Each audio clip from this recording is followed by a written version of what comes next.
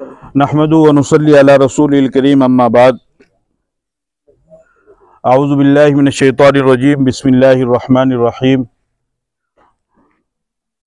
ऐनमा तकूनु युद्रिकुमुल मौत वलौ कुंतुम फी बुरूजिन मुशय्यदा व क़ाल नबी सल्लल्लाहु अलैहि वसल्लम इन्ना बिफ़िराक़िका लमहज़ूनून या इब्राहीम इन्नल ऐन तदमअ वल क़ल्ब यहज़नु वला नक़ूलु इल्ला मा यरज़ा रब्बुना औ कमा क़ाल अलैहिस्सलातु वस्सलाम।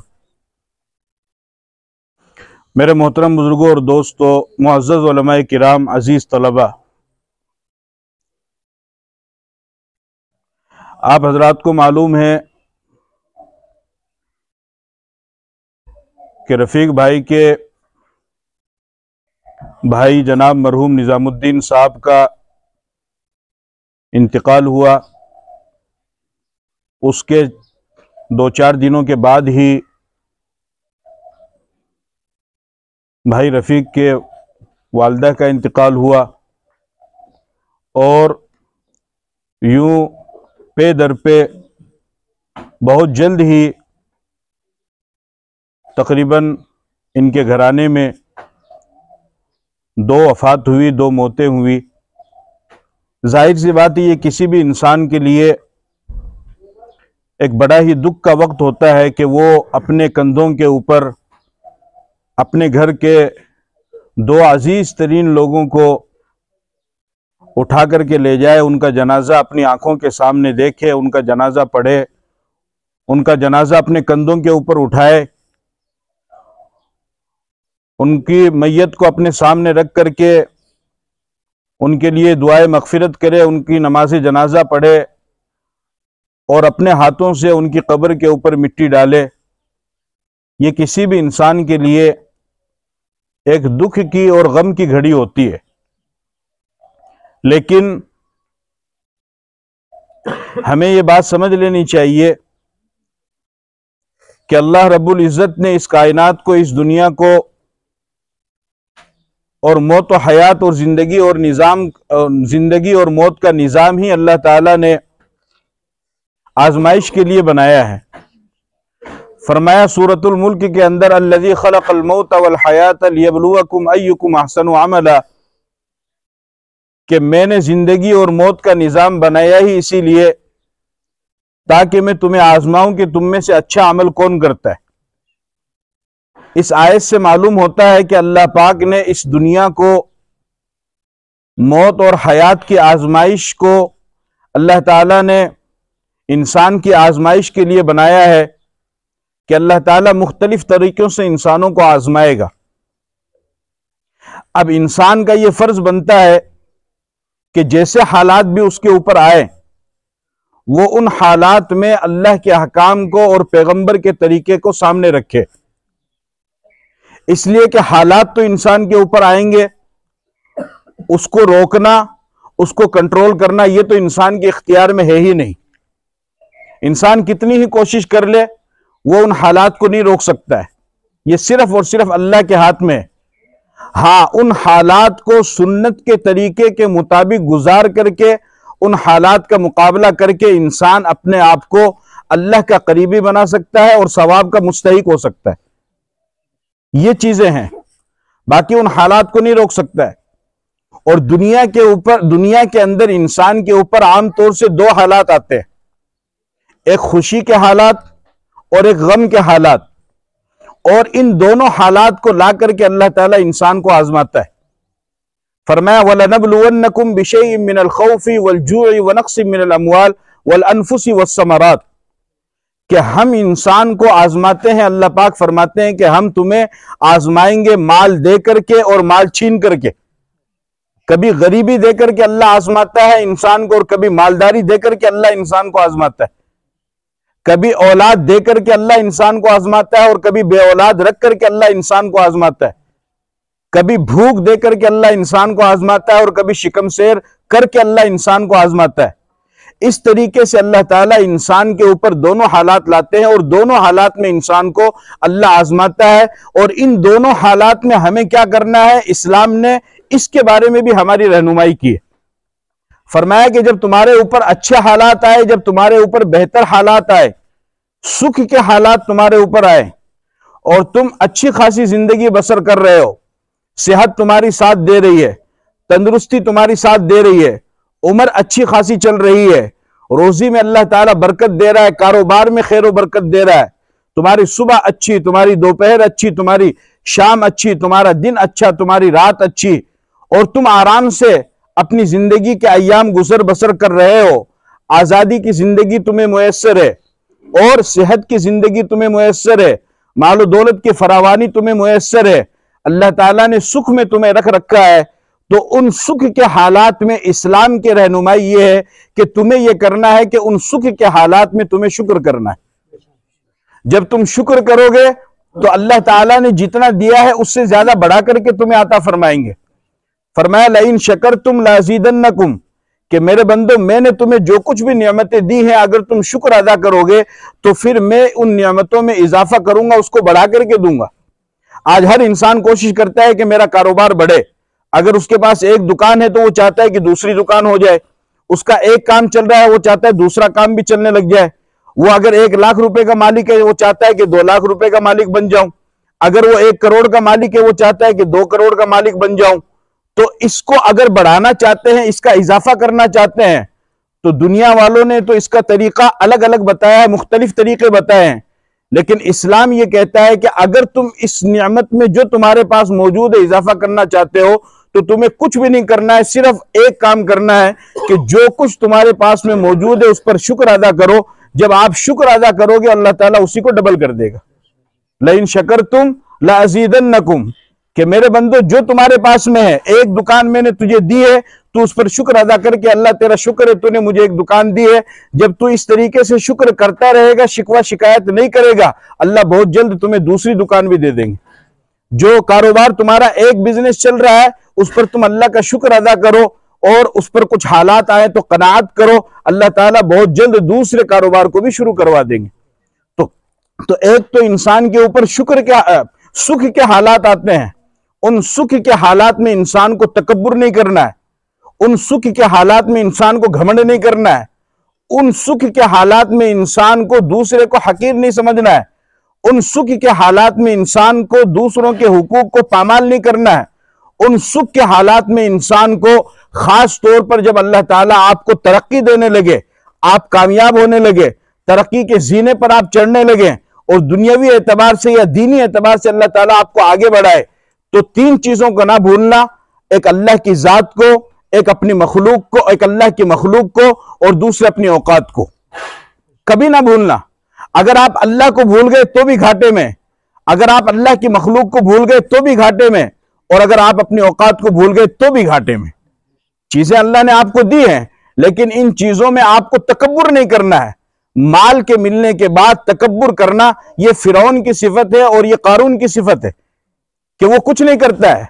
कारून को अल्लाह ने क्या कहा, वब्तगी फीमा आताकल्लाहु द्दारल आखिरह वला तंस नसीबक मिनद दुनिया व अहसिन कमा अहसनल्लाहु इलैक, कि जो कुछ भी अल्लाह ने तुझे दिया है उसको लगा गरीबों के ऊपर, रिश्तेदारों के ऊपर, यतीमों के ऊपर, मिस्कीनों के ऊपर, तलबा के ऊपर, यानी जो भी है उसके ऊपर उसको उनको लगा और अपने इस माल से अपनी आखिरत बना ले।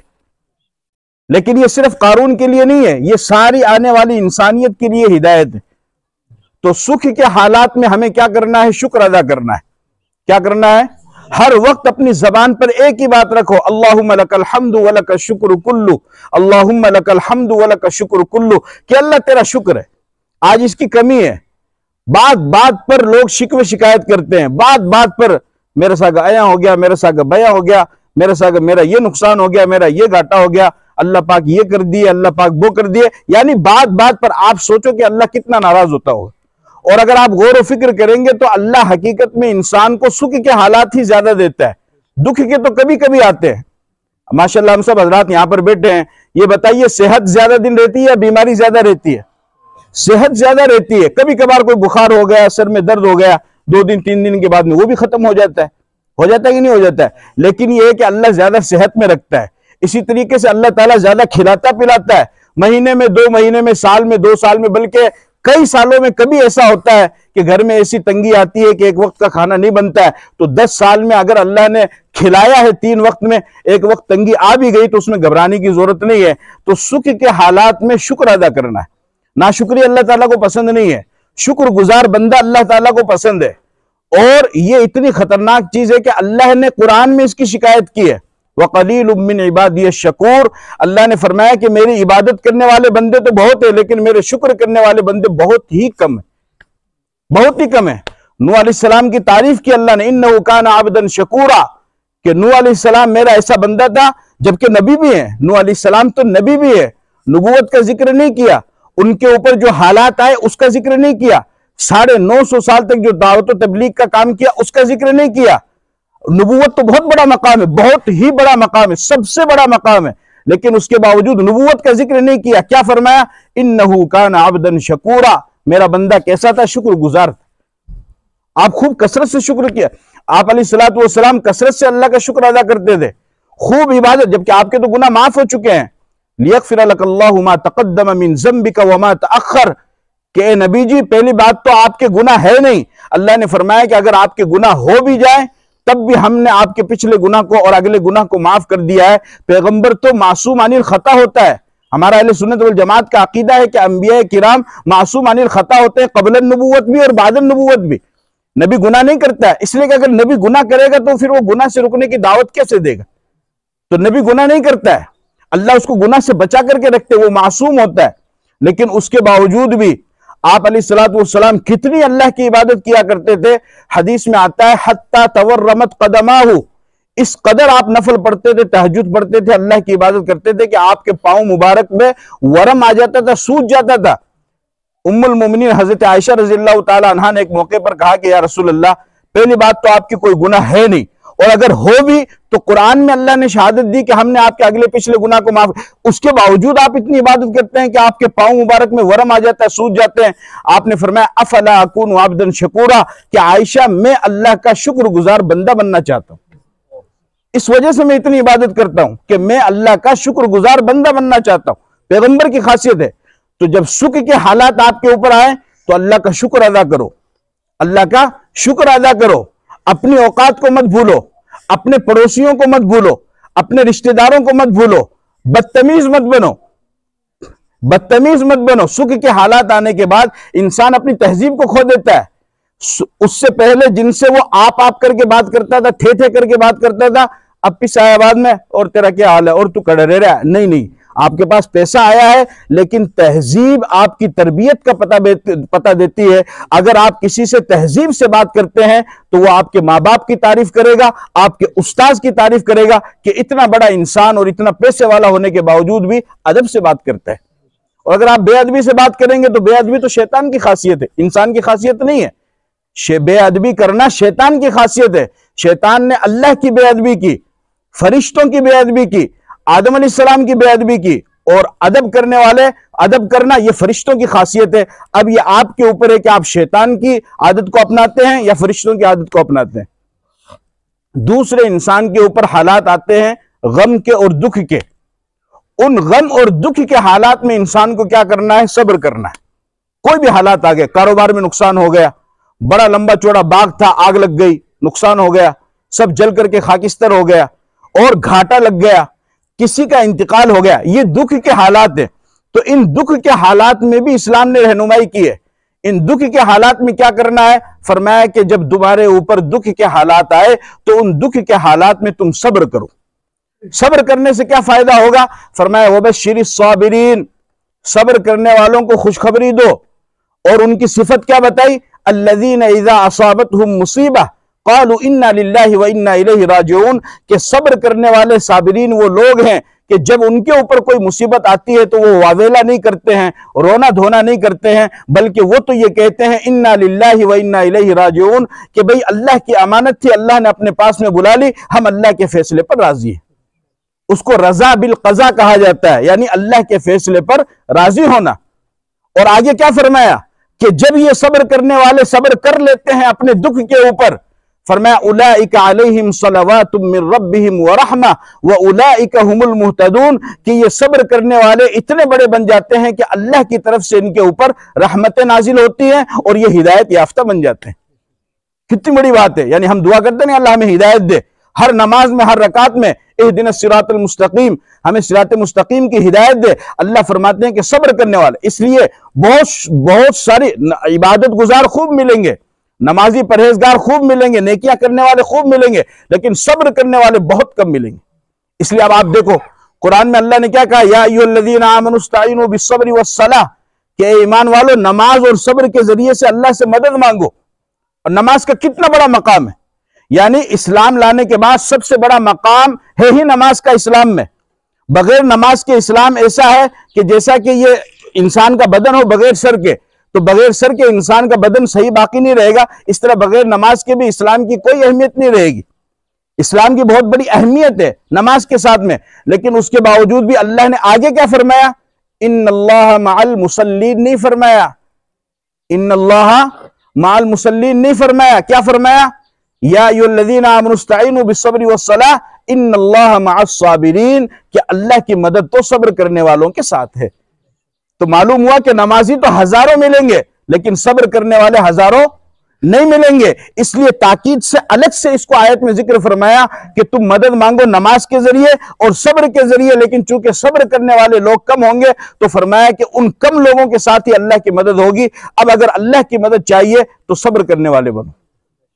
तो जब दुख के हालात आए तो उन हालात में इस्लाम की रहनुमाई ये है कि सब्र करो, और याद रखो शुक्र और सब्र ये दोनों ऐसे रास्ते हैं कि ये दोनों ही रास्ते इंसान को जन्नत की तरफ लेकर के जाते हैं। इंसान के ऊपर अच्छे हालात आए, उन हालात में शुक्र कर ले तो वो शुक्र के रास्ते से जन्नत में चला जाएगा। इंसान के ऊपर बुरे हालात आ जाए, उन दुख के हालात में वो सब्र कर ले तो वो सब्र के रास्ते से जन्नत में चला जाएगा। खुशखबरी दोनों के लिए है।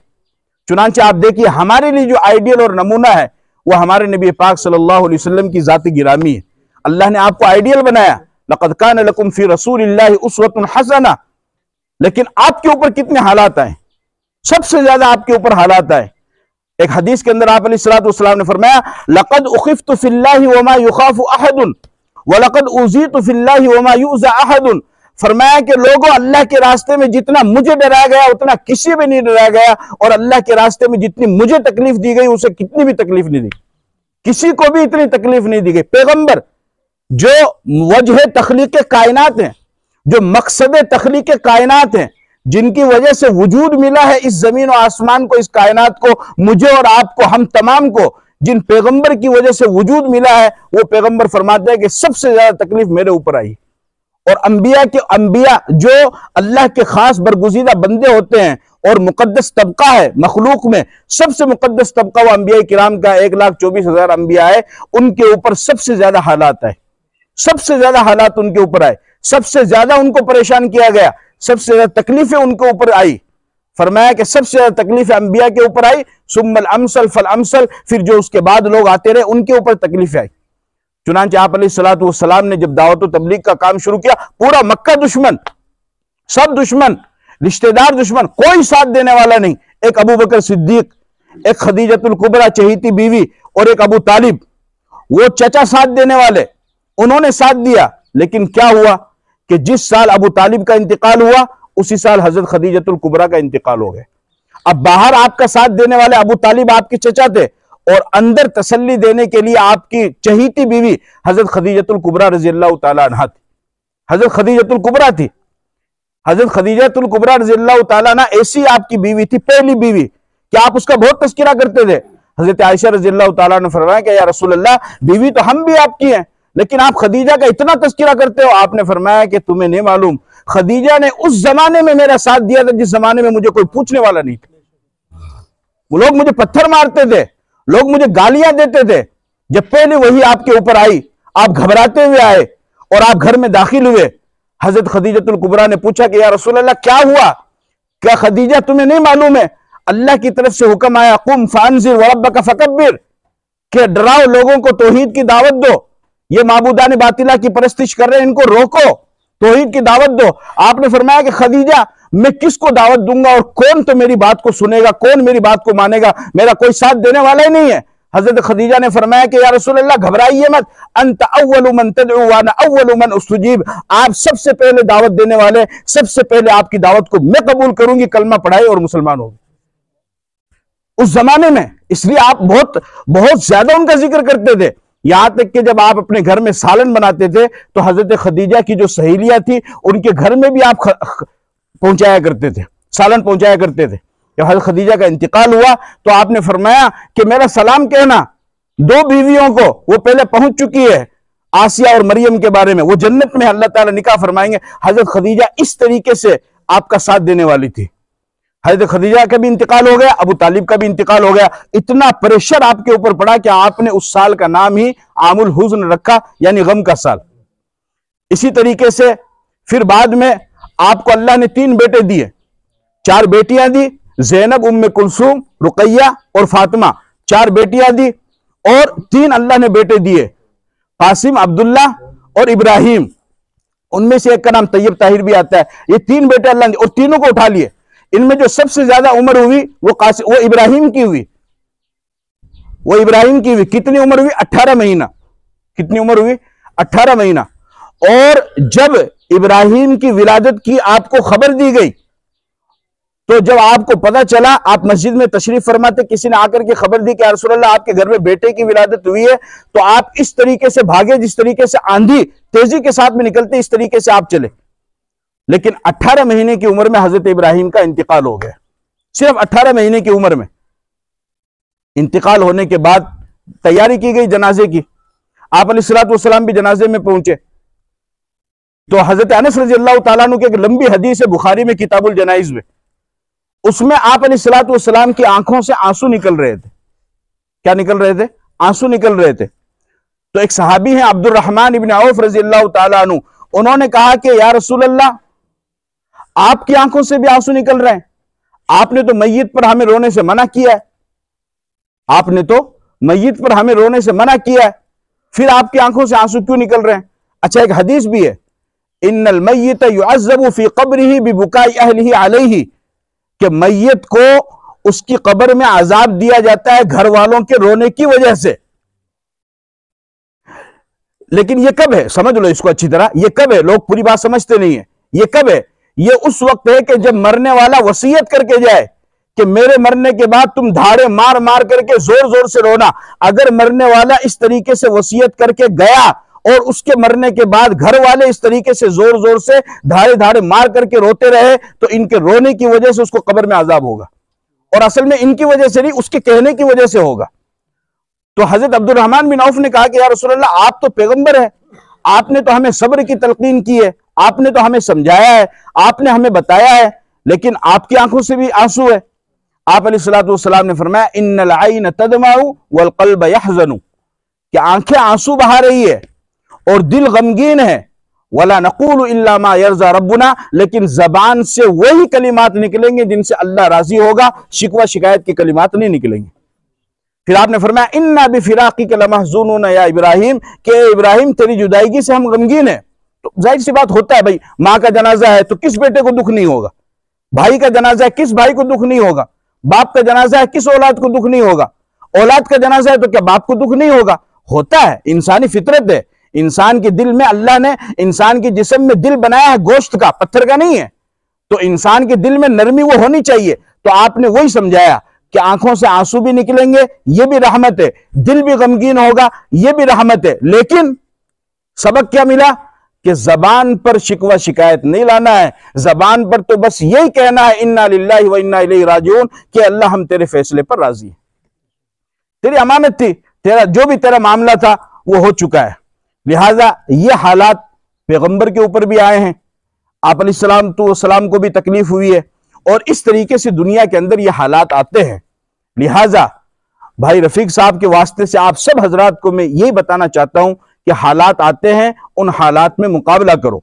अगर सुख के हालात आए तो शुक्र करो, अगर दुख के हालात आए तो सब्र करो।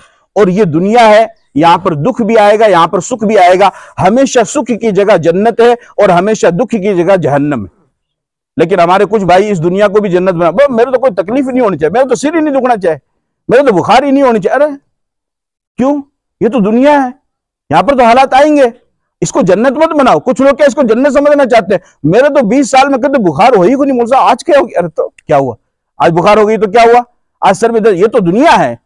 आप तरक्की कर रहे हैं, कारोबार बढ़ रहा है, अचानक घाटा हो गया, कोई बात नहीं, घाटा भी होगा, दुनिया है ना, जन्नत तो नहीं है। लेकिन याद रखो, दुख हो या सुख हो, वो गुजर जाएगा, हमेशा बाकी नहीं रहेगा। एक वाकया सुनाकर बात खत्म करता हूं। एक बादशाह ने अपने वजीर से कहा, उसको एक कागज दिया और यूं कहा कि इस कागज के ऊपर एक लाइन तुम्हें लिख कर लानी है और ऐसा जुमला लिखना कि अगर मैं सुख के हालात में रहूं तो मुझे दुख हो जाए, और अगर मेरे ऊपर दुख के हालात आए तो उस लाइन को पढ़ करके मुझे सुख मिल जाए, मुझे खुशी मिल जाए। कहा साहब ठीक है। वजीर गया, उसने लिख करके वो पर्ची ला दी। उस पर्ची में पता क्या लिखा? उस पर्ची में लिखा कि ये वक्त भी गुजर जाएगा, ये वक्त भी गुजर जाएगा। अब जब बादशाह के ऊपर सुख के हालात आते हैं, वो खुशी में रहता, उस पर्ची को पढ़ता तो वो तकब्बुर नहीं करता, घमंड नहीं करता, अपनी जनता के ऊपर जुल्म नहीं करता। क्यों? पर्ची को पढ़ लेता कि बादशाह सलामत, आज तो सुख के हालात हैं लेकिन हमेशा ये वक्त भी। फिर जब उसके ऊपर दुख के हालात आते हैं, शिकवा शिकायत की बात आती जबान के ऊपर, फिर उस पर्ची को पढ़ता तो जबान पर शिकायत नहीं लाता, मखलूक के ऊपर गुस्से की वजह से, नुकसान की वजह से जुल्म नहीं करता अपनी जनता के ऊपर। क्यों? पर्ची में लिखा हुआ था, पर्ची में पढ़ता था कि ये दुख के हालात, ये वक्त भी, उसके बाद में सुख आ जाएगा, और जब सुख आ जाएगा उसके बाद दुख भी आ सकता है। तो इस वजह से दुख हो या सुख हो, दुनिया के अंदर हालात इंसान के ऊपर आते हैं। सुख के हालात में शुक्र करो, दुख के हालात में सब्र करो। शुक्र भी जन्नत में लेकर जाएगा और सब्र भी। यही हालात पैगंबर के साथ आए और ऐसे ही कुछ हालात हमारे भाई रफीक के साथ में आए हैं कि अचानक दो मतलब इंतकाल हुआ, भाई का इंतकाल हुआ, फिर वालदा का हुआ, तो जाहिर सी बात एक दुख होता है। लेकिन मुझे उम्मीद है कि इंशाल्लाह आज के इस गुफ्तगू से कुछ उनका दिल भी ठंडा हुआ होगा, हल्का हुआ होगा, और जो उनके रिश्तेदार हैं उनका भी बोझ हल्का हुआ होगा कि हमें हर हालात में अल्लाह की तरफ तवज्जो रखना है और इस्लाम ने जो हमारी रहनुमाई की है उस रहनुमाई के ऊपर हमें अमल करना है। अल्लाह मुझे और आपको अमल की तौफीक अता फरमाए।